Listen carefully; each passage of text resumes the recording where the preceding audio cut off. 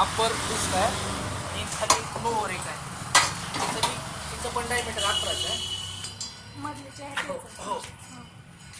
आता हा बिगर dual gear आहे, हा स्मॉलर ड्युअल गिअर आहे. आणि एक रिव्हॉल्युशन घेतलं तर हे डिस्क जे आहे ते 2 किंवा 3 वेळा फिरते. ओके. आणि हे जे नट्स दिसाल का, नट बोल्ट्स, त्या डिस्कच्या खाली रोलर आहेत, छोटे रोलर आहेत जे की ह्या डिस्कला जे आहे ना प्लेन एकाच प्लेनमध्ये फिरवते.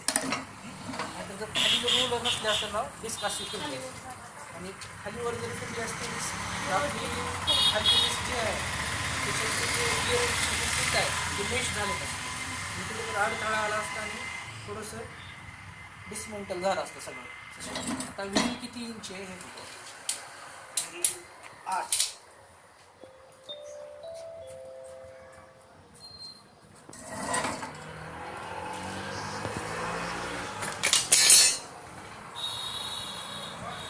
इंच डायमीटर आहे व्हील.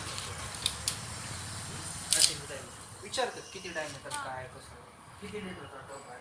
बाकीच्या काही गोष्टी विचारत नाहीत जास्त. थोडंच लॉजिकल जेवढं आहे तुम्ही प्रोजेक्टसाठी जेवढं वापरलं आहे ते हँडल 30 इंचाचं का केलं असं, एवढंच का केलं तर कम्फर्ट झोन आहे. हां ठीक आहे. अजून जरा खाली घेतलं असतं तर ते कम्फर्ट झालं. हां कम्फर्ट झोन आणि याच्यामध्ये टाकायचं का युरिया? काय युरिया युरिया जो आहे ते ह्या टबमध्ये असणार. हां. तर ह्याला ही जी होल आहे, हां. ही जी होल आहेत ना, ह्या होलमधून खाली काही होल आहेत. त्या होलमधून ते त्या प्लेटवर पडतात आणि ते प्लेटवरून स्प्रेड होतात. तुम्हाला काही टाकून वगैरे दाखवायची गरज नसते, फक्त सांगायचं असतं हे असं होतं ते तसं होतं. खाली पण होल कसं काय?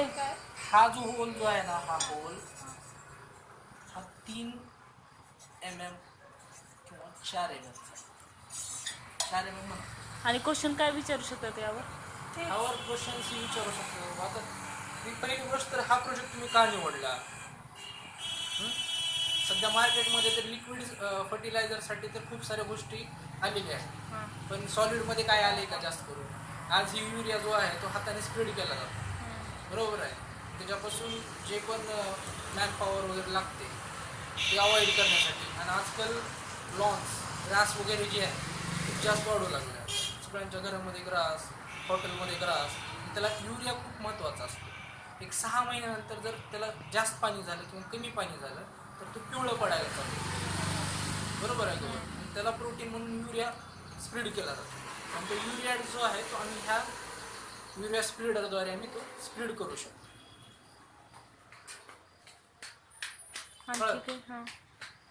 आणखी काय नाही, फक्त मटेरियल विचारतात. हे अँगल आहे, हे फ्रेमिंगचा अँगल आहे, हे अँगल आहे, हे अँगल आहे, 1 इंचचा अँगल आहे, 1 inch 2 mm, 1 inch 4 mm angle आहे. हे 1 इंचचा राऊंड पाईप आहे, 1 इंच राऊंड पाईप. हे टब, हे डिस्क 11 इंच डायमीटरची डिस्क आहे. खालची बी 11 इंच डायमीटरची डिस्क आहे. आता BVL गेअर तुम्ही कुठून घेतला असं विचारतात. मग BVL गेअर कुठं असतो तर डिफरेन्शियलमध्ये असतं.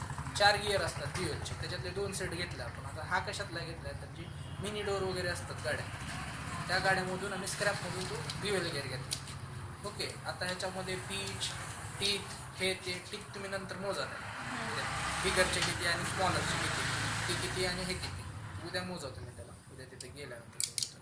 आणि बिगर किती स्मॉलर किती एवढंच असतं. आणि पीच वगैरे जे आहे ते स्टँडर्ड आहे आता ते, बरोबर आहे. कारण मेड जर केला असता, जर तयार केला असतं लेथवर वगैरे तर ते पीच मला कळालं असतं की किती पीच ठेवला काय. अशा प्रकारे तर मला कळणार.